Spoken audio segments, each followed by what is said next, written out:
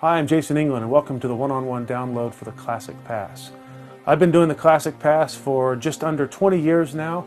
I think it's a tremendously useful technique and a versatile technique. If you're a beginner, the move may seem daunting, but I think I understand the right way to teach the basics. If you're an expert, you may still find some things in this one-on-one that you had either forgotten about or never knew or overlooked in the first place. With that in mind, come on in and let's take a look at the Classic Pass.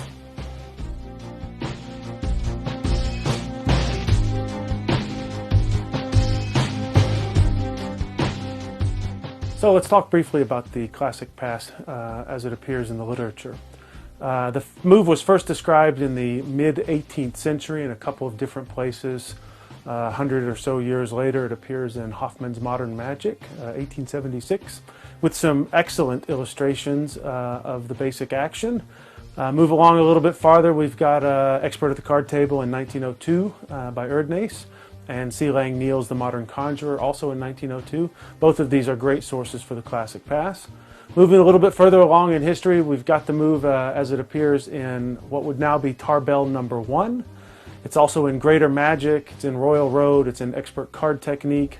Moving along a little farther into the modern age, you've got it in the Card Classics of Ken Krenzel. You also have it in the complete works of Derek Dingle, as it was described by Richard Kaufman. And you've got it in a million other places as well. And here very recently we've seen an entire book published on the Pass by Gary Willett. And we've also seen it in things like Card College 2. John Carney has a terrific description of the Classic Pass as well as some excellent thoughts on the Pass in his book, The Book of Secrets, and many other sources. So those are just some of the biggies.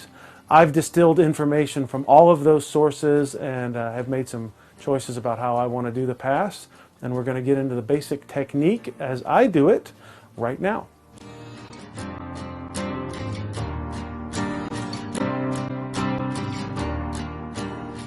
Before we get started, I would like to say that the Classic Pass, like a lot of fundamental yet difficult techniques, is one of those techniques that you're going to personalize over time. So, as you watch this video, you're probably going to see me do things that I don't even mention, things that I'm doing unconsciously or that I'm not completely aware of. You may also see me do things that are at odds with the kinds of written descriptions that you'll read about in some of the classic texts. Like I said, some of these technique alterations or modifications I'm doing on purpose, and I'll try to mention those. Other things I may be doing without even realizing it. It's just one of the things that happens when you live with a move for almost 20 years. So keep that in mind as we get into the basics of the Classic Pass. I hope you'll get something out of this, and with that in mind, let's jump right in.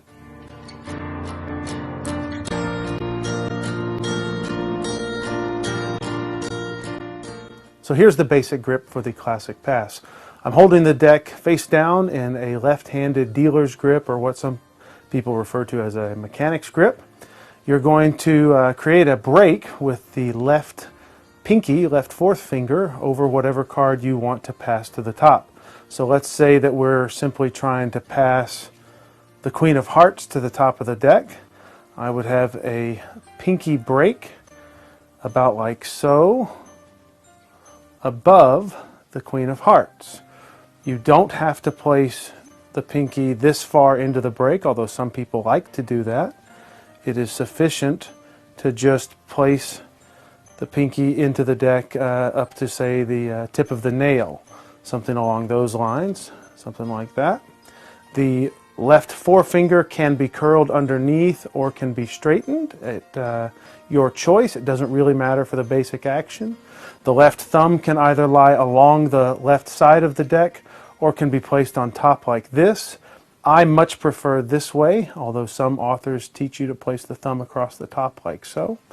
But this is the way I'll be teaching it primarily. And you want to make sure that the gap at the left inner corner is closed as much as possible just by pressing that shut. So this is what's going on underneath my fingers as the deck is held open like so. The pinky is inserted. The rest of the fingers are in the usual places on the side of the deck, and the right fingers help to close the gap at the front whereas the right thumb presses down at the gap at the rear. So this is the basic position for doing the pass. It's interesting to note that when you're ready to actually do the transposition, the right hand is actually holding the holding the lower packet, and the left hand is actually holding the upper packet. So my right hand is only holding these cards underneath, and the left hand is only holding this upper packet, like so. And it's that action, that holding the upper packet with the lower hand and the lower packet with the upper hand, that enables you to transpose the two packets very quickly, something like that. So again, this is the basic grip for a variety of different classic passes, depending on how you want to get set for it. Any of these will do, and this is the one that I prefer, just like that.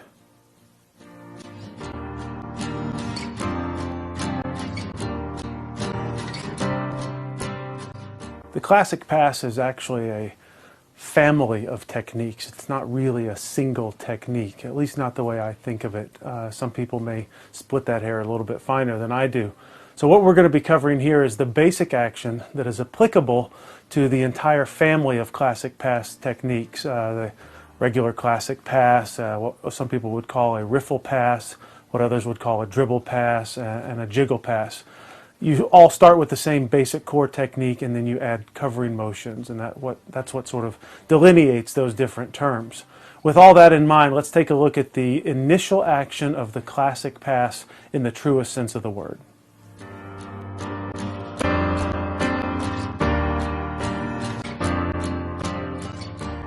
So here's the basic action of the classic pass. After you've had a card selected and returned to the center of the deck, in this case the 10 of clubs, and after you've gotten a break above the 10 of clubs in the middle of the deck with your left fourth finger, you're going to get into the proper position. Again, the upper hand holds the lower packet. The lower hand holds the upper packet at this left inner corner right here. And you're going to pull to the right, to the performer's right, with these fingers. It's going to drag this upper portion to the right, like so.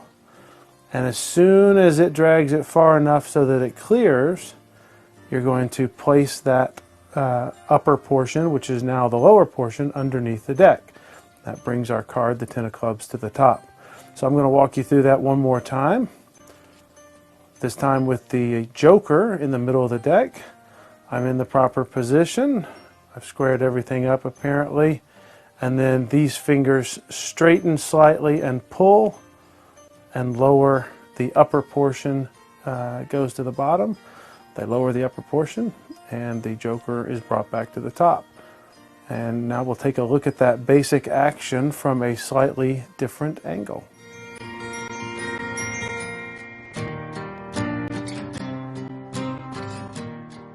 So here's the basic action from closer to what a performer would see.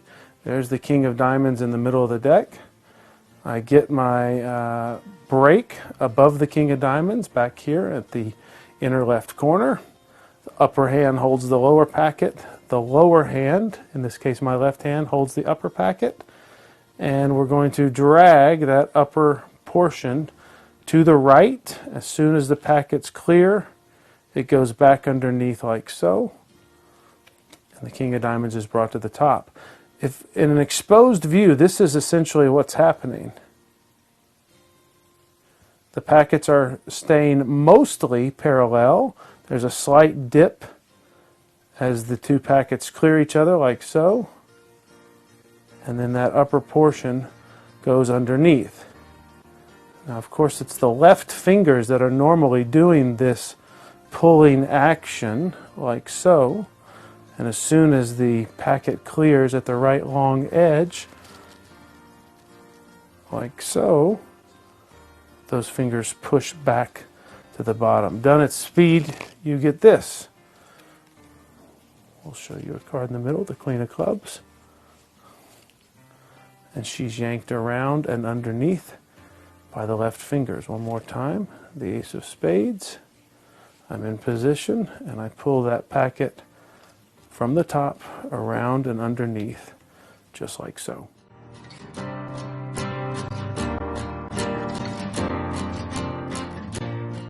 Let's take a look at some of the basic actions for covering the classic pass.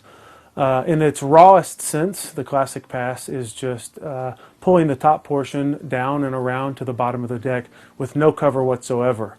If you're going to do this, you'd better have it up to some pretty impressive speeds, and otherwise people are just going to see the two packets transpose. I'm a big believer that speed helps the classic pass, but I also use covering motions. The most obvious covering motion is misdirection. Simply do the move when the spectator isn't looking. How you manage the audience and how you manage the misdirection for the classic pass is sort of up to you, and it's going to depend on the context of the performing situation. However, although I believe it's okay to use misdirection for the classic pass, I know that some of you out there will want to have your pass to the point where you don't have to misdirect the spectators away from it, that you can actually burn the pass right past them. This is a worthwhile goal for certain people. Certain types of individuals like to be able to do that. I happen to be one of them, although I tend to still misdirect. So with that in mind, we're going to look at some covering actions that will help you to achieve a visually burnable pass. They are a riffling action, a dribbling action, and a jiggling action, and maybe one or two other covering actions. And we'll get into those right now.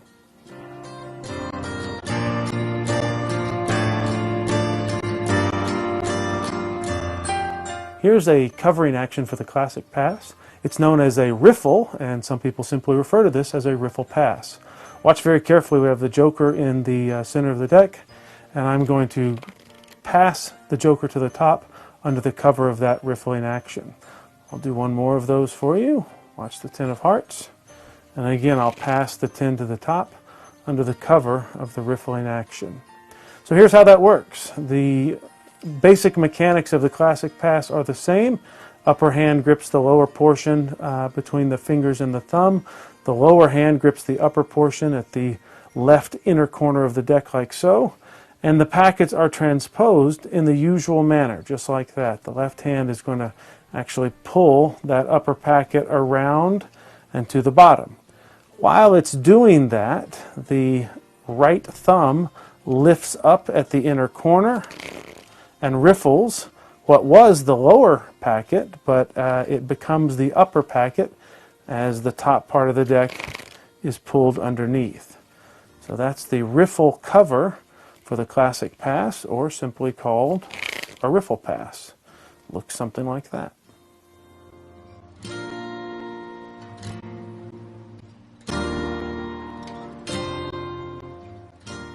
So here's the performer's view of the riffle cover for the classic pass. You're in the standard position. You've got your finger inserted into the little break at the rear of the deck.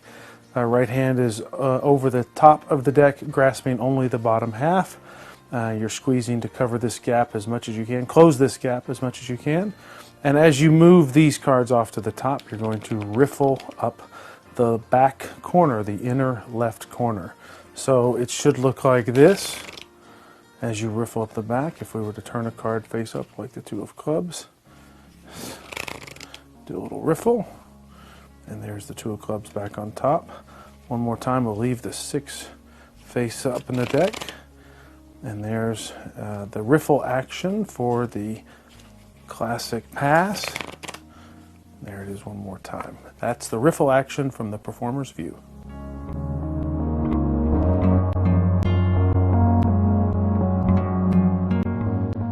Here is the dribble pass. It's, again, the standard classic pass technique for transposing the packets, except instead of simply dragging this packet to the right, down and underneath, you're actually going to dribble the upper packet onto the lower packet as cover. So watch the King of Diamonds. A little dribble like so. The King of Diamonds is brought to the top using the same basic mechanics, but with the dribble as cover. There you can see the 9 brought to the top. One more time, face down. Little dribbling action. The Jack of Clubs is brought to the top. One more time with the King of Spades brought to the top under the cover of that dribbling action. Obviously, it's very difficult to fool the camera no matter what kind of cover you have. You probably can see these packets transpose. Understand that in real life, it doesn't matter what cover you use, you're also going to have just some usual contextual misdirection that helps to conceal the move. But that is the basic dribble action for the classic pass as a cover.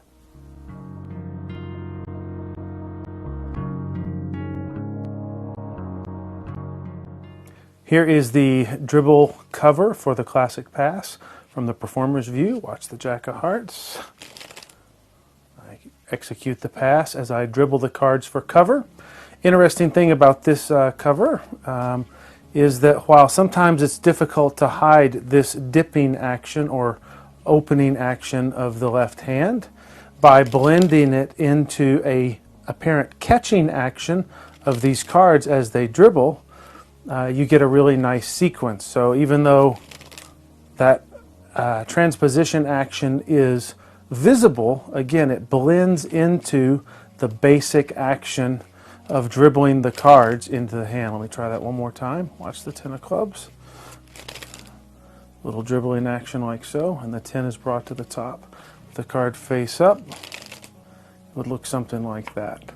Again, it's not meant to be invisible, it's simply meant to be imperceptible. The spectator's eyes should not be able to perceive that a transposition has occurred, although they will perceive that some sort of dribbling action has occurred. And here's the last one, the card face up, and that is a dribble pass or a dribble cover for the classic pass, just like that.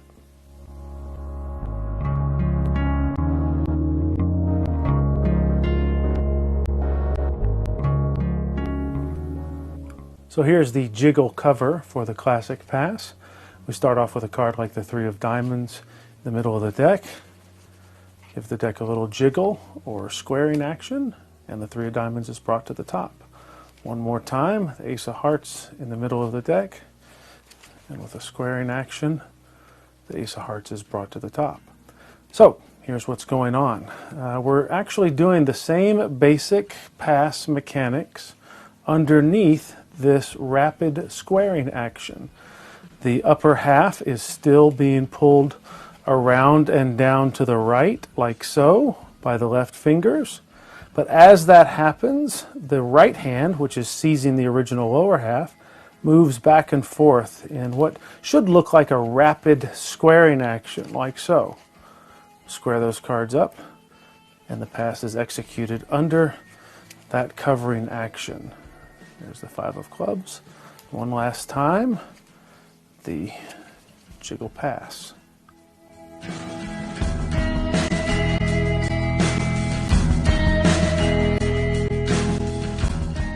So here's the performer's view of the jiggle pass. Queen of diamonds starts off in the middle of the deck, and as the pass is executed, the right hand jiggles the top cards of the deck, and the pass is executed. 7 of diamonds can be brought to the top. Watch the 8 of hearts one more time. A little square up action like so. The 8 of hearts is brought to the top. Again, this is the action. The cards are being transposed in the usual manner for the classic pass. But as you do so, the right hand moves forward and backwards in what should look like a squaring action. And in doing so, you bring the card from the middle of the deck right up to the top. One last time, watch the Queen of Clubs in the middle of the deck.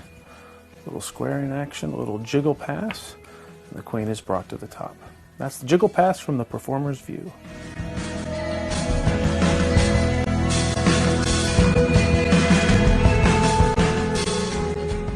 Here's one last cover for the classic pass. Although you want to avoid a wide swinging or up and down motion, if you want to put a small swinging motion, say from one person to the next as you are executing the pass, that's a good way of bringing the top card or bringing the chosen card to the top. It happens in the action of just moving a couple of inches. Your spectator's eyes aren't able to focus on the cards as they move a few inches, and it looks a lot better than swinging wildly for a foot or more.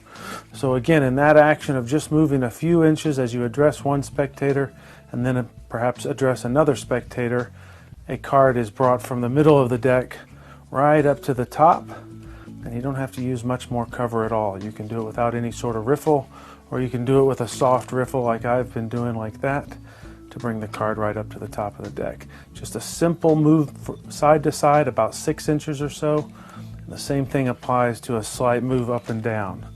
You don't have to move a foot or more. Just a couple of inches is enough to prevent your spectator's eyes from being able to focus on the top card of the deck, and the pass is executed in that small movement.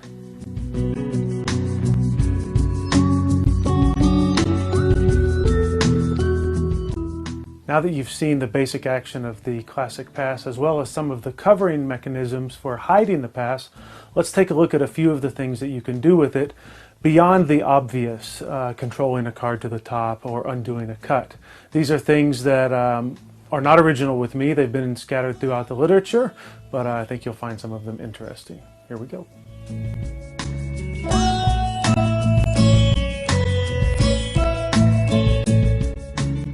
So, an obvious use for the classic pass might be for a color change. I've done this for many years. I've had a lot of success with it, even though other people don't like it. I actually have no problems with it. Watch the Ace of Hearts. We're going to turn it into the Eight of Clubs with a simple dribble pass like so. And one more time from the Eight of Clubs to the 5. And I think this is a nice color change. I realize that a lot of people are opposed to this type of use of the move. But again, I've never had any problems doing it, and doing it deceptively for lay audiences. Remember, they don't know what's coming. It's impossible to rewind real life, and you can actually get quite a nice color change using the classic pass or one of its variants like I'm doing here as a color change.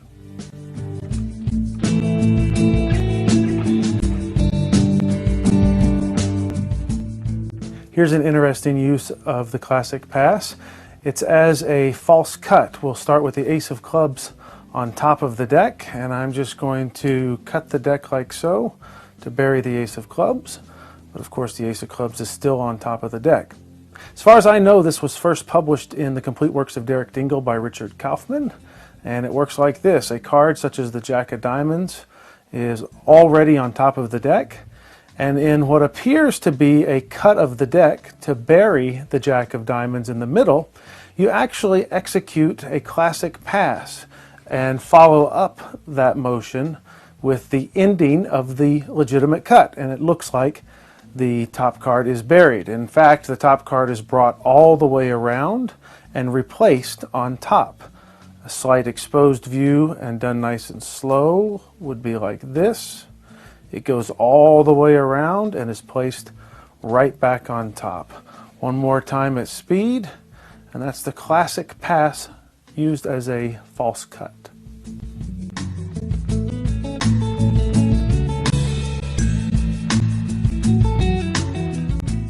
Here's the best tip I can give you on the classic pass.